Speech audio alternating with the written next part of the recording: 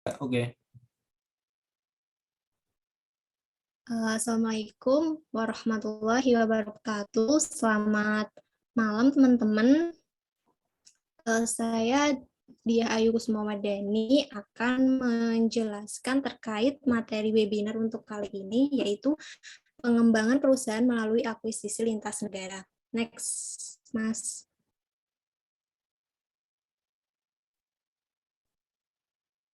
Next. Sebelumnya, saya akan memperkenalkan diri terlebih dahulu. Nama saya Diah Kusmawadani, saya dari Universitas 11 Maret untuk akuntansi transfer. Sebelumnya saya mengikuti program diploma 3 akuntansi dari Universitas Diponegoro. Dan untuk SMA sendiri, saya SMA Negeri 3 Pati. Untuk saat ini, pengalaman pekerjaan saya masih menduduki posisi sebagai staf accounting di salah satu perusahaan di swasta di daerah Pati. Next, Mbak.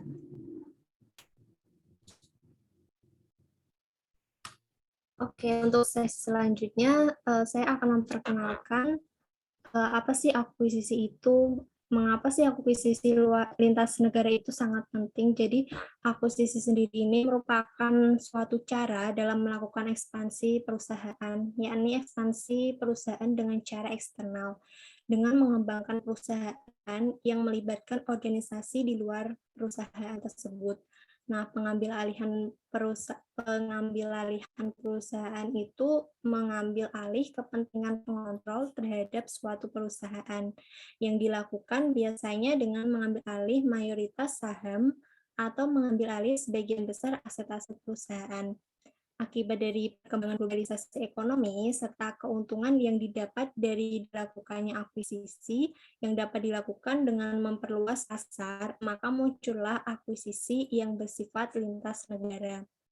Nah, jadi latar belakang dan tujuan akuisisi lintas negara secara umum itu seperti untuk menambah sinergi, memperluas pasar, dan lain-lain. Nah, akuisisi lintas negara itu apa sih sebenarnya? Akuisisi lintas negara itu akuisisi yang dilakukan oleh seorang atau lebih dari perusahaan, lebih dari satu perusahaan terhadap perusahaan lain yang berada di luar negeri. Jadi akuisisi itu sama saja akuisisi domestik dan lintas negara, yang membedakan itu hanya negaranya saja. Next, Mbak.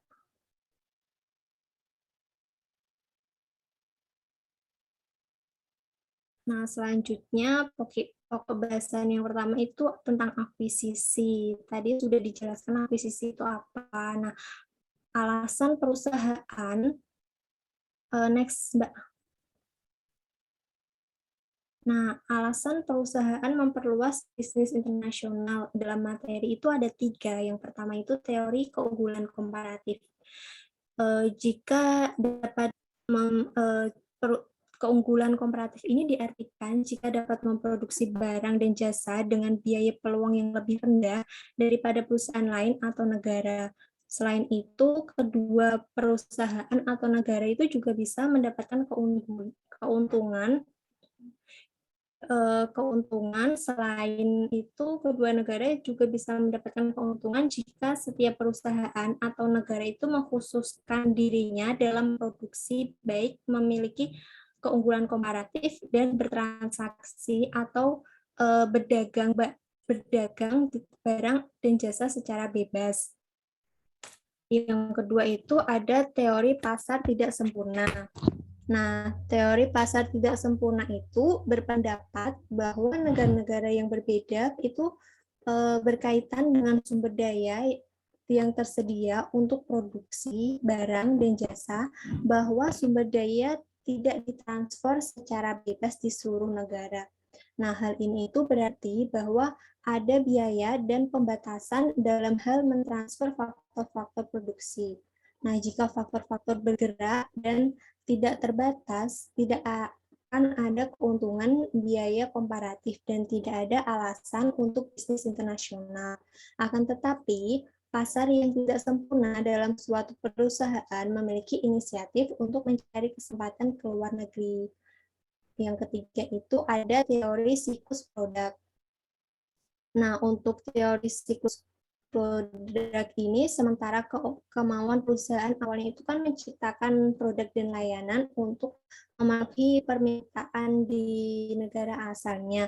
Seiring berjalannya waktu dan pasar lokal menjadi dewasa dan jenuh dengan meningkatnya persaingan, maka perusahaan memutuskan untuk masuk ke negara asing untuk memperluas pasar dan meningkatkannya kompetitifnya posisinya dengan melarikan diri ke sebuah kompetitif yang lain ya. Next, Mbak.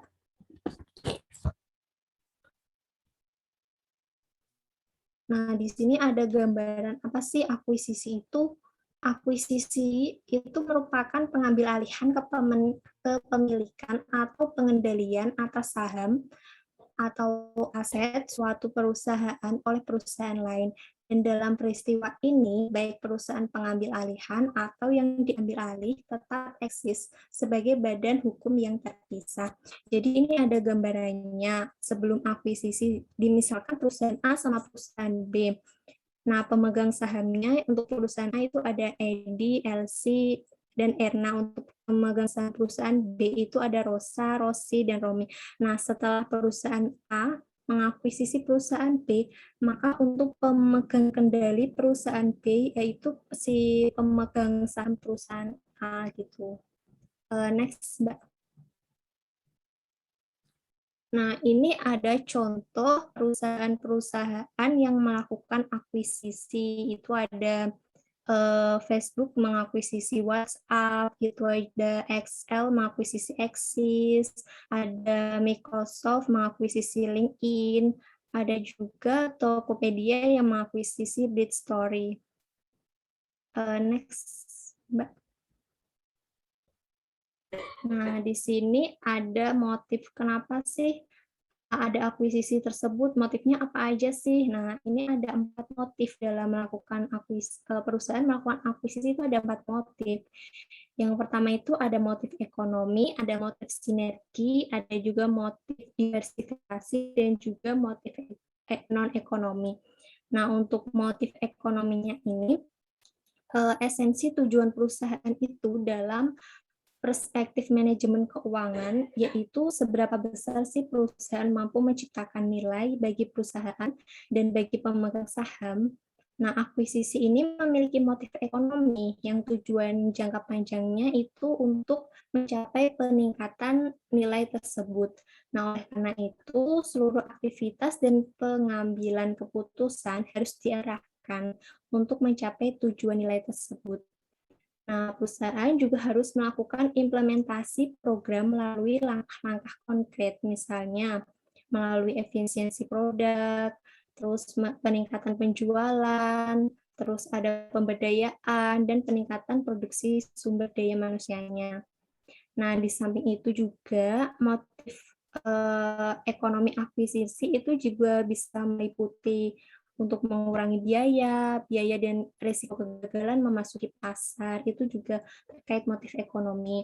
Ada juga mengakses reputasi teknologi, produk, dan merek dagang, serta memperoleh sumber daya manusia yang profesional. Selain itu juga motif ekonomi bisa jadi untuk membangun market power dari perusahaan tersebut. Ada juga kalau motif ekonomi itu bisa saja untuk mengurangi persaingan serta menstabilkan cash flow dan keuntungan perusahaan. Nah, yang kedua itu ada motif sinergi. Nah, motif sinergi ini dibagi menjadi 5. Nah, motif sinergi itu apa? Salah satu motivasi atau alasan utama perusahaan melakukan akuisisi itu untuk menciptakan sinergi. Nah, sinergi ini merupakan nilai keseluruhan perusahaan setelah akuisisi yang lebih besar daripada penjumlahan nilai masing-masing perusahaan sebelum akuisisi. Nah, sinergi ini dihasilkan melalui kombinasi aktivitas secara simultan dari kekuatan atau lebih elemen-elemen perusahaan yang bergabung. Nah, bentuk-bentuk sinergi tadi kan ada Ada 5. Yang pertama itu ada sinergi operasi. Nah, sinergi operasi ini terjadi ketika perusahaan hasil kombinasi ini mencapai efisiensi biaya. Yang kedua itu ada sinergi finansial. Nah, sinergi finansial ini dihasilkan ketika perusahaan hasil merger atau akuisisi ini memiliki struktur modal yang kuat dan mampu mengakses sumber dana dari luar secara lebih mudah dan murah. Selanjutnya, untuk sinergi manajerial, ini tuh dihasilkan ketika terjadi transfer kapabilitas manajerial dan skill dari perusahaan satu ke yang lain. Untuk sinergi teknologi, itu bisa dicapai dengan memadukan keunggulan teknik sehingga saling memetik manfaatnya. Nah, yang terakhir ada sinergi pemasaran. Sinergi pemasaran ini perusahaan yang melakukan akuisisi akan memperoleh manfaat dari semakin luas dan terbukanya produk, bertambahnya lini produk yang dipasarkan, dan semakin banyak konsumen yang bisa dijangkau. Selanjutnya, motif ketiga itu ada motif diversifikasi. Nah, diversifikasi di sini merupakan strategi perkembangan bisnis yang dapat dilakukan melalui akuisisi. Nah, diversifikasi ini dimaksudkan untuk mendukung aktivitas bisnis dan operasi perusahaan untuk mengamankan posisi bersaingnya. Akan tetapi, jika melakukan diversifikasi yang semakin jauh dari bisnis semula, maka perusahaan tidak lagi berada pada koridor yang mendukung kompetensi intinya. Untuk keempat itu ada motif non-ekonomi. Nah, motif non-ekonomi di sini itu terkadang kan aktivitas akuisisi itu dilakukan bukan untuk kepentingan ekonomi kan. Nah, tetapi juga untuk kepentingan yang bersifat non-ekonomi seperti ambisi. Nah, motif ekonomi bisa berasal dari manajemen perusahaan atau pemilik perusahaan. Itu ada hipotesis, itu menyatakan bahwa akuisisi semata-mata didorong oleh motif ketamakan dan kepentingan pribadi eksekutif perusahaan. Yang kedua, karena ambisi pemilik untuk menguasai berbagai sektor industri. Perusahaan-perusahaan tersebut akan membentuk konglomerasi di bawah kendali perusahaan induk. Next, Mbak.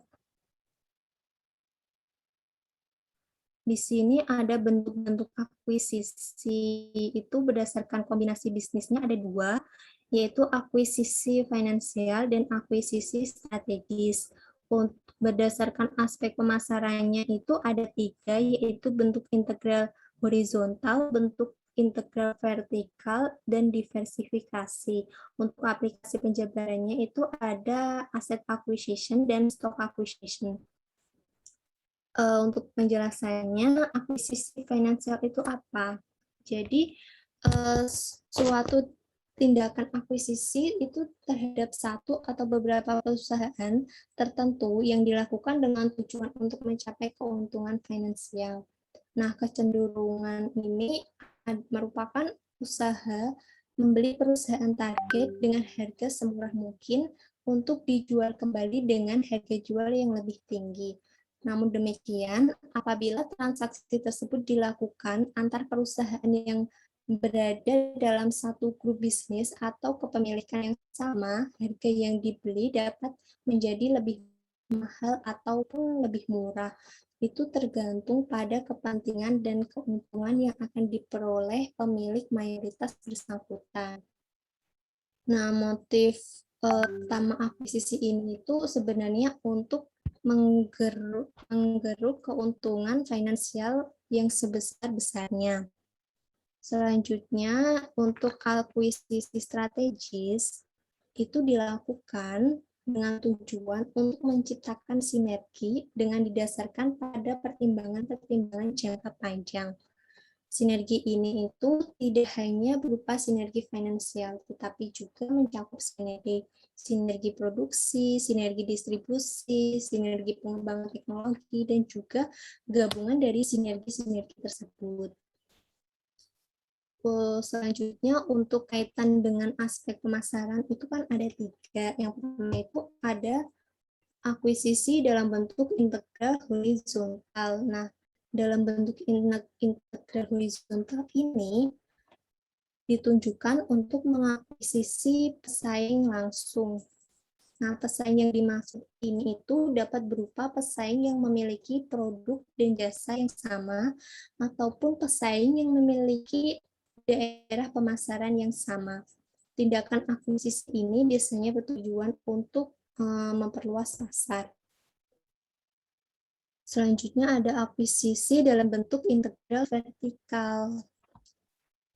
Untuk akuisisi dalam bentuk integral vertikal ini ditujukan untuk menguasai sejumlah mata rantai produksi dan distribusi dari hulu sampai ke hilir. Untuk akuisisi dalam bentuk diversifikasi, nah akuisisi dalam bentuk diversifikasi ini tuh ditunjukkan untuk mengakuisisi perusahaan lain, baik yang mempunyai kaitan bisnis dengan perusahaan maupun yang tidak mempunyai kaitan bisnis dengan perusahaan akuisitor. Selanjutnya untuk segi aplikasi penjabaran akuisisi. Yang pertama itu ada asset acquisition. Nah, asset acquisition ini itu merupakan suatu transaksi pembelian perusahaan untuk mendapatkan sebagian atau seluruh aktiva perusahaan target. Selanjutnya untuk stock acquisition. Nah, untuk stock acquisition ini merupakan suatu transaksi pembelian sebagian atau seluruh saham perusahaan target. Jadi kalau stock acquisition itu membeli saham, sedangkan asset acquisition itu untuk membeli asetnya perusahaan. Next, selanjutnya yaitu proses sebelumnya. Yang proses akuisisi. Yang proses akuisisi, Mbak, sebelumnya. Nah, untuk proses akuisisi itu ada 7 tahapan. Yang pertama ada identifikasi awal, screening, penawaran, diligence, negosiasi atau deal, lalu closing dan integrasi. Nah, untuk perencanaan itu ada identifikasi awal dan screening. Nah, pada tahap paling awal ini, perusahaan ini mencari dan mengumpulkan informasi sebanyak mungkin perusahaan-perusahaan yang potensial untuk diakuisisi. Nah, pada tahap identifikasi awal ini, berbagai informasi itu dikumpulkan untuk melihat karakteristik perusahaan target sebagaimana ditunjukkan pada gambar di samping ini. Nah, jadi perusahaan harus mengidentifikasi elemen-elemen apa saja sih yang memerlukan prioritas untuk mendapatkan informasi yang paling lengkap dan mendalam. Terus selanjutnya tahap screening. Nah, tahap screening ini yaitu proses menyaring atau biasa disebut sebagai proses penyaringan. Nah, sekaligus memilih mana di antara calon-calon target yang paling layak untuk diakuisisi. Nah, proses screening ini tidak dilakukan apabila perusahaan hanya mengidentifikasi satu calon perusahaan target saja. Jadi, perusahaan harus mengidentifikasi beberapa calon target. Selanjutnya itu ada due diligence. Nah, due diligence ini itu artinya itu menginvestigasi yang menyeluruh dan mendalam terhadap berbagai aspek perusahaan target. Nah, due diligence ini itu dimaksudkan untuk memberikan informasi yang sedetail mungkin tentang kondisi perusahaan target. Nah, itu bisa saja terkait aspek hukum, keuangan, organisasinya, dan sumber daya manusianya itu bagaimana, terus pemasaran perusahaannya itu bagaimana, teknologi dan produksinya juga. Terus ada juga negosiasi atau deal. Nah, terdapat dua pihak pada perusahaan target yang harus memberikan persetujuan agar proses akuisisi itu berjalan normal, yaitu manajemen dan pemegang saham. Ketika kedua pihak ini setuju dengan syarat-syarat yang kekuatan dan kelemahan pemasaran, ukuran perusahaan, kinerja keuangan, posisi dalam industri, kinerja manajemen, status perusahaan, SDM, sejarah, masa lalu, organisasi pemegang saham, perusahaan target, itu disepakati antara pengakuisisi dengan target. Selanjutnya mereka akan menandatangani nota kesepakatan sebagai keberlanjutan dari negosiasi mereka. Selanjutnya ada tahap closing. Nah, jika negosiasi ini mencapai deal, berarti persetujuan formal akuisisi telah terlaksana dan selanjutnya dilakukan closing.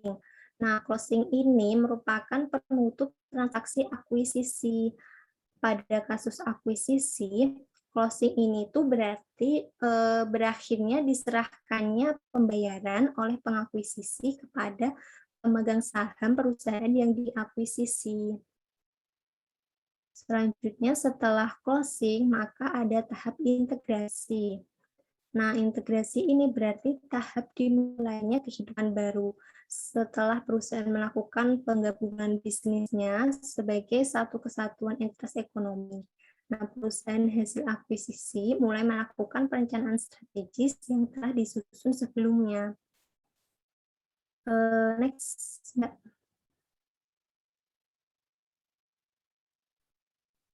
Selanjutnya kita akan masuk ke tahap akuisisi lintas negara. Nah, dalam akuisisi lintas negara itu ada dua jenisnya. Yang pertama itu inward dan outward. Nah, untuk inward itu merupakan lintas negara yang melibatkan pergerakan modal ke dalam karena penjualan sebuah perusahaan domestik untuk investor asing. Jadi maksudnya itu semisal perusahaan domestik itu mengakuisisi perusahaan asing gitu. Sebaliknya, kalau outward lintas negara itu melibatkan pergerakan modal keluar karena pembelian sebuah perusahaan asing. Next, Mbak.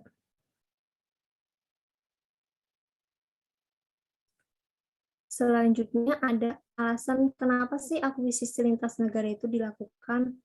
Nah, di sini yang pertama, untuk meningkatkan kekayaan dari pihak pengakuisisi.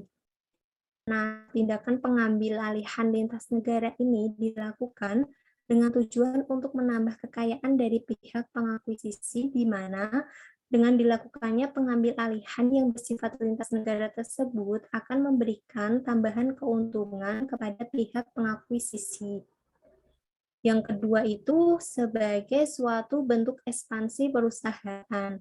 Tujuan dilakukannya akuisisi lintas negara ini dapat dikarenakan untuk meningkatkan atau memperbesar perusahaan agar dapat ikut bersaing dengan perusahaan lain. Selanjutnya, untuk memaksimalkan penggunaan modal dari pemegang saham. Jadi, salah satu dilakukannya akuisisi itu sebagai salah satu bentuk penggunaan dan pemanfaatan modal pemegang saham yang sebaik mungkin. Yang selanjutnya itu ada sebuah kesalahan. Nah, pihak yang mengambil alih melakukan suatu kesalahan dalam mengevaluasi perseroan target, di mana pihak yang mengambil alih tersebut melakukan akuisisi dikarenakan dengan dugaan bahwa pengambil alihan tersebut itu merupakan suatu keputusan yang tepat. Selanjutnya itu globalisasi. Jadi pengambil alihan lintas negara itu dilakukan sebagai suatu akibat dari perkembangan globalisasi yang cepat. Selanjutnya ada peraturan yang menguntungkan. Nah, pengambil alihan lintas negara ini dilakukan dikarenakan adanya peraturan yang akan menguntungkan pihak yang mengambil alih seperti keringanan pajak dan fasilitas yang diberikan kepada penanam modal asing. Yang selanjutnya itu ada suatu bentuk restrukturasi perusahaan. Nah, pengambil alihan lintas negara itu bisa dilakukan karena sebagai suatu upaya penggantian struktur perusahaan untuk menjadikan perusahaan menjadi lebih baik. Next, Mbak.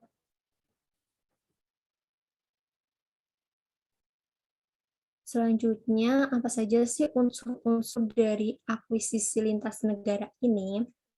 Itu yang pertama, transaksi yang melibatkan setidaknya dua badan yang mempunyai sistem perekonomian dan negara yang berbeda. Yang kedua, berusaha untuk memperluas perbatasan pasar nasional atau mengembangkan perekonomian di luar batas nasional. Yang ketiga ini merupakan penanaman modal asing secara langsung. Dan yang keempat, akuisisi terlibat dalam investasi atau penanaman modal dalam negara asing. Nah, yang kelima, adanya pemindahan pengendalian dari nasional kepada asing. Next, Mbak. Selanjutnya ada karakteristik transaksi akuisisi. Nah, fenomena akuisisi ini merupakan suatu fenomena yang sangat kompleks karena tidak hanya melibatkan para pelaku akuisisi, tetapi juga melibatkan pihak lain seperti lembaga keuangan, lembaga perpajakan, dan pemegang saham publik. Nah, salah satu wujud dari kompleksitas masalah akuisisi itu merupakan kompleksnya transaksi akuisisi. Suatu jenis transaksi akuisisi tertentu itu mempunyai karakteristik yang berbeda dengan karakteristik akuisisi lainnya. Yang pertama itu ada transaksi akuisisi atas dasar kas. Jadi untuk transaksi akuisisi atas dasar kas ini itu ditandai dengan pengeluaran sejumlah kas oleh pihak akuisitor untuk membayar saham perusahaan target. Nah, sumber dana yang digunakan untuk melunasi transaksi akuisisi ini itu dapat bersumber dari surplus kas yang dimiliki akuisitor, penjualan harta milik akuisitor, penjualan saham milik akuisitor, maupun melalui penerbitan obligasi. Yang kedua itu ada transaksi akuisisi atas dasar saham.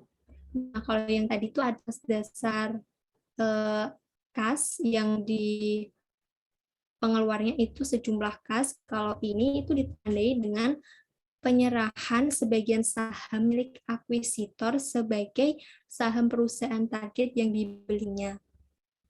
Nah, pada umumnya itu saham yang diserahkan tersebut itu merupakan saham akuisitor. Namun demikian, dapat saja terjadi saham yang diserahkan tersebut bukan merupakan saham milik akuisitor, melainkan saham perusahaan anak milik akuisitor ataupun saham perusahaan lain yang dibeli akuisitor dari bursa saham. Selanjutnya, transaksi akuisisi atas dasar aktiva. Nah, atas dasar aktiva ini ditandai dengan penyerahan aktiva atau harta milik akuisitor kepada perusahaan target untuk melunasi saham yang dibelinya. Jadi, aktiva yang diserahkan tidak harus memiliki milik akuisitor, melainkan dapat berupa aktiva yang dimiliki pihak lain yang dibeli oleh akuisitor untuk diserahkan kepada perusahaan target. Nah, selanjutnya untuk transaksi akuisisi kombinasi ini gabungan antara transaksi kas, transaksi saham, dan juga transaksi aktiva perusahaan. Selanjutnya ada transaksi akuisisi bertahap ganda.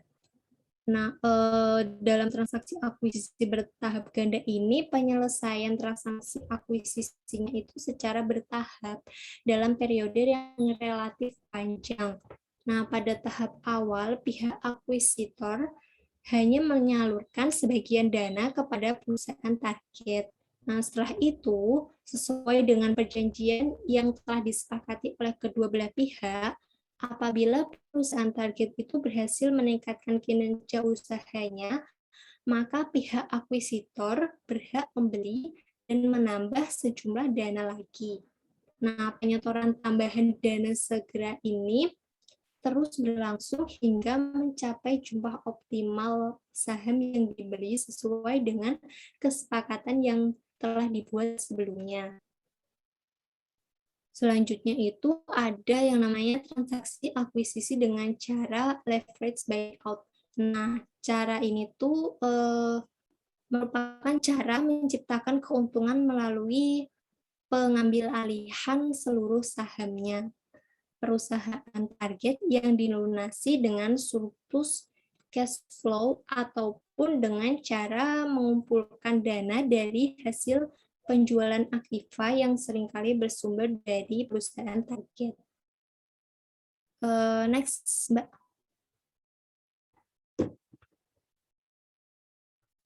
Selanjutnya ini ada beberapa masalah yang sering dihadapi dalam mencapai sukses akuisisi. Yang pertama ada kesulitan integrasi. Maksudnya itu dalam pengambil alihan dua perusahaan itu kan untuk mengikuti akuisisi itu sangat sulit. Nah, masalah pengintegrasian ini tuh termasuk di dalamnya dua budaya perusahaan yang berbeda, menghubungkan sistem keuangan dan sistem pengendalian, membangun hubungan kerja yang efektif, dan memutuskan masalah mengenai eksekutif perusahaan yang baru. Yang kedua itu ada evaluasi sasaran yang tidak memadai. Jadi kegagalan untuk memenuhi proses studi kelayakan yang efektif seringkali membuat perusahaan yang mengakuisisi itu harus membayar harga premium.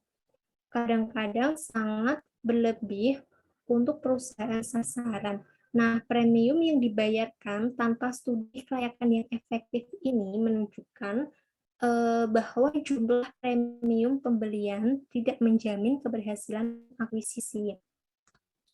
Yang ketiga, utang banyak atau luar biasa. Nah, untuk menghitung jumlah dari akuisisi secara lengkap, beberapa perusahaan secara signifikan itu meningkatkan tingkat pinjaman mereka.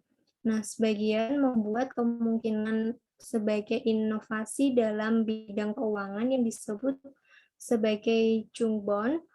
Nah, pilihan perhitungan melalui sejauh mana resiko akuisisi didanai dengan uang atau hutang yang memberikan pengembalian secara potensial besar kepada yang meminjam atau pemegang obligasi.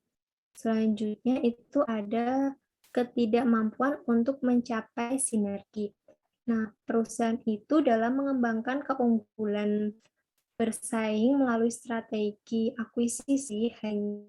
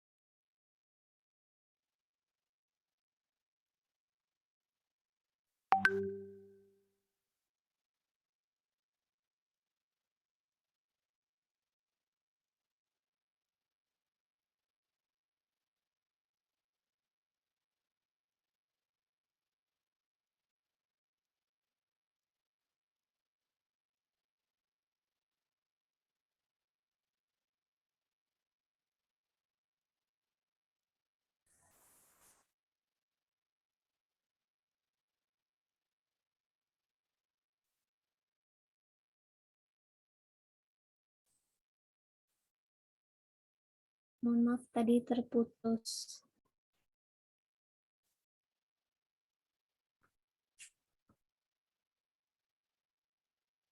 Ya, selanjutnya itu masalah yang dihadapi dalam mencapai sukses akuisisi itu ada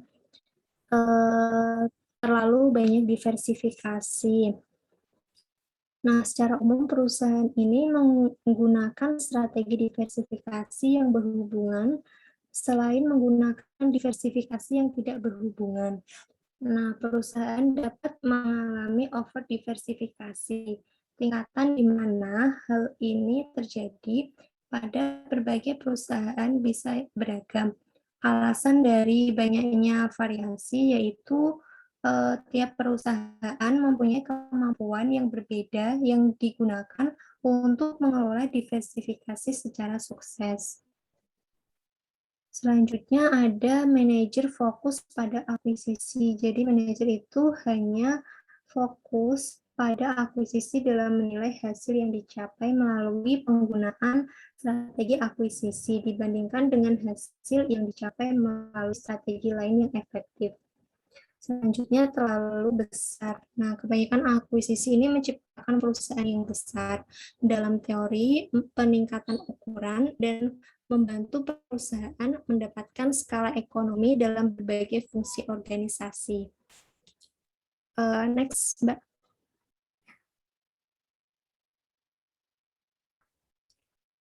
Selanjutnya ini ada larangan-larangan dalam akuisisi. Ini berdasarkan pasal 2 PP 57 tahun 2010 itu ada dua larangan dalam berakuisisi.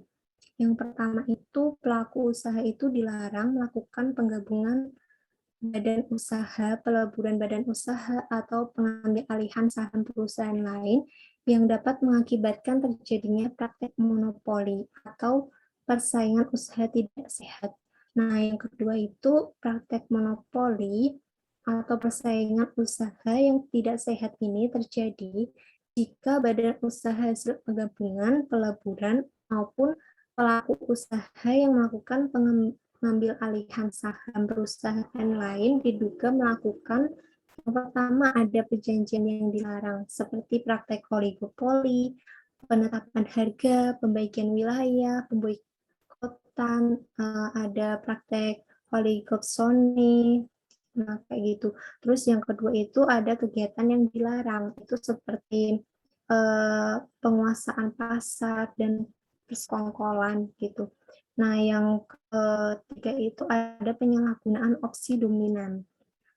Ini maksudnya itu keadaan di mana pelaku usaha tidak mempunyai pesaing yang berarti di pasar bersangkutan dalam kaitan dengan pasar yang dikuasai atau pelaku usaha mempunyai posisi tertinggi di antara persaingan di pasar bersangkutan dalam kaitan dengan kemampuan keuangan, kemampuan akses pada pasokan atau penjualan, serta kemampuan untuk menyesuaikan pasokan atau permintaan barang atau jasa tertentu.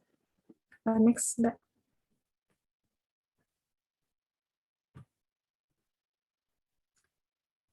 Sekian dari penjelasan saya. Apakah ada tanggapan dan pertanyaan dari teman-teman semuanya?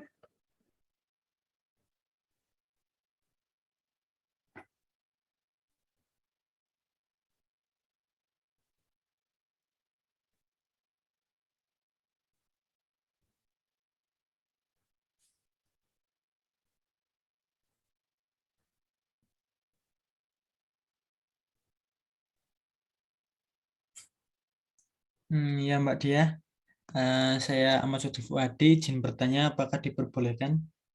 Oh iya, silahkan Mas. Ya, setelah penyampaian dari Mbak Dia tadi, izin bertanya bagaimana pengaturan mengenai cross-border acquisition di Indonesia berkaitan, dan yang kedua yaitu berkaitan dengan pengaturan ini, bagaimana jika BUMN mengakuisisi perusahaan asing. Sebagai contoh, Pertamina mengakuisisi anak perusahaan Anardarko di Blok Ambalat. Nah, seperti itu. Terima kasih, Mbak. Baik, terima kasih Mas Fuad atas pertanyaannya. Saya izin menjawab ya. Nah, Seperti artikel di Journal of Finance yang berjudul Determinants of Cross-Border Merger and Acquisition, itu diartikan bahwa pengambil alihan akuisisi lintas negara ini sebenarnya tidak berbeda dengan pengambil alihan secara domestik. Nah, perbedaannya itu hanya kepada sifat lintas negara dari akuisisi lintas negara tersebut, yaitu pengambil alihan suatu badan usaha di suatu negara yang dilakukan oleh suatu badan usaha di negara lain, seperti misalkan PT XYZ dari Indonesia mengambil alih PT ABC dari Malaysia. Nah, berdasarkan pengertian tersebut itu dapat dilakukan oleh satu badan usaha di dalam negeri mengambil alih badan usaha di luar negeri. Yang kedua itu badan usaha di luar negeri mengambil alih badan usaha di dalam negeri. Nah, selanjutnya tindakan akuisisi lintas negara oleh suatu badan usaha di dalam negeri terhadap suatu badan usaha di luar negeri itu tunduk pada hukum negara yang menjadi domisili badan usaha yang diambil alih. Karena tindakan akuisisi lintas negara tersebut itu dilakukan di luar yurisdiksi Indonesia. Jadi misalkan tadi kan contohnya BUMN ya, BUMN yang menguasai perusahaan asing. Contohnya itu Pertamina mengakuisisi anak perusahaan Anadarko di Blok Ambalat. Jadi pihak Pertamina itu harus tunduk pada hukum dari negara Anadarko di Blok Ambalat tersebut gitu, Mas. Apakah sudah jelas? Baik, Mbak, sangat jelas dan menjawab pertanyaan saya. Terima kasih. Baik, sama-sama. Apakah ada pertanyaan yang lain, teman-teman, atau tanggapan? Ya, mau nanya, Iya, Mbak, silakan.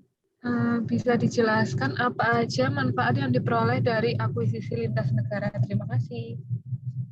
Baik, dari untuk akuisisi lintas negara itu manfaatnya banyak ya, Mbak. Yang pertama itu mendapatkan cash flow dengan cara yang cepat karena produk dan pasarnya itu sudah jelas gitu. Nah, yang kedua itu bisa memperoleh kemudahan dana atau pembiayaan karena krediturnya itu lebih percaya dengan perusahaan yang telah berdiri atau yang telah mapan gitu. Nah, ada juga memperoleh karyawan yang telah berpengalaman serta mendapatkan pelanggan yang telah mapan tanpa harus merintis dari awal. Jadi kalau misal kita merintis perusahaan dari awal itu kan membutuhkan banyak waktu dan juga harus menarik pelanggan itu lebih susah ya daripada kita melakukan akuisisi di negara tersebut. Selanjutnya itu bisa memperoleh sistem operasional dan administratif yang mapan karena biasanya itu perusahaan yang diakuisisi tersebut itu sudah mempunyai sistem operasional dan administrasinya udah tersusun rapi gitu. Nah, selanjutnya itu bisa mengurangi risiko kegagalan bisnis karena tidak harus mencari konsumen baru tersebut. Selanjutnya itu bisa menghemat waktu untuk memasuki bisnis baru. Ada juga memperoleh infrastruktur untuk mencapai pertumbuhan yang lebih cepat. Biasanya juga akuisisi lintas negara ini mempunyai manfaat untuk memperbesar ukuran perusahaan. Jadi, apabila perusahaan ingin berambisi untuk berekspansi ke negara lain, maka akuisisi lintas negara ini sangat cocok dipergunakannya. Begitu, Mbak, untuk manfaatnya. Apakah ada tanggapan? Sudah sangat jelas, Mbak. Terima kasih. Baik, terima kasih. Apakah ada yang lain, teman-teman?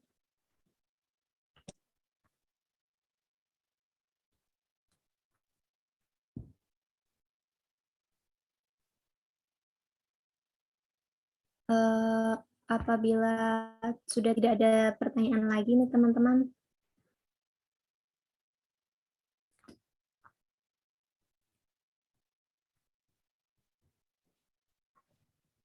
Sudah cukup, Mbak. Oh, baik, kalau sudah tidak ada pertanyaan dan tanggapan ataupun diskusi lain untuk diskusi malam hari ini, saya tutup. Semoga diskusi malam ini bisa bermanfaat untuk kita semua. Terima kasih. Wassalamualaikum warahmatullahi wabarakatuh.